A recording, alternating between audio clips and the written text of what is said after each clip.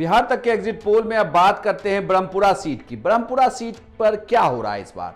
LJPR के उम्मीदवार हैं यहां हुलास पांडे, शंभुनाथ सिंह आरजेडी के उम्मीदवार हैं और सत्यप्रकाश तिवारी यहां पर जनसुराज के उम्मीदवार हैं।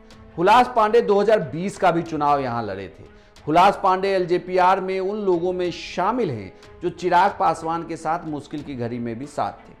इसीलिए जब सीट शेयरिंग की बात हो रही थी तो चिराग पासवान ब्रह्मपुरा की सीट पर अड़े हुए थे कि उन्हें वो सीट चाहिए। 2020 के चुनाव में एलजेपीआर के उम्मीदवार हुलास पांडे ही नंबर 2 पर थे। हालांकि ये सीट 2020 में आरजेडी ने जीती, एक बड़े अंतर से इस सीट को जीता था, लेकिन हुलास पांडे फिर भी वहाँ नंबर 2 थे। और हुलास पांडे इस बार फिर से जब चुनावी मैदान में हैं तो ये कहा जा रहा है कि इस सीट पर कांटे की टक्कर है।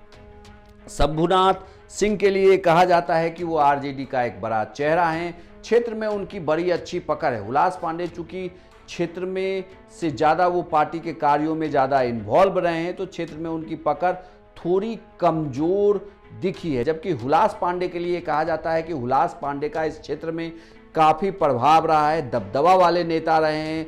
एलजेपीआर के बड़े नेताओं में से एक चिराग पासवान ने यहाँ पर हुलास पांडे के लिए कई रैलियां कराई, बीजेपी के भी दिग्गज नेताओं को उतारा, जेडीयू के दिग्गज नेताओं को उतारा। खुद चिराग पासवान बार बार हुलास पांडे के लिए प्रचार करते रहे। अब हुलास पांडे चुनाव जीतते हैं या नहीं, ये भी हम आपको बिहार तक के एग्जिट पोल में पहले बताते हैं कि बिहार तक का एग्जिट पोल क्या कह रहा है। बिहार तक के एग्जिट पोल के अनुसार ब्रह्मपुरा की सीट से हुलास पांडे चुनाव हार सकते हैं।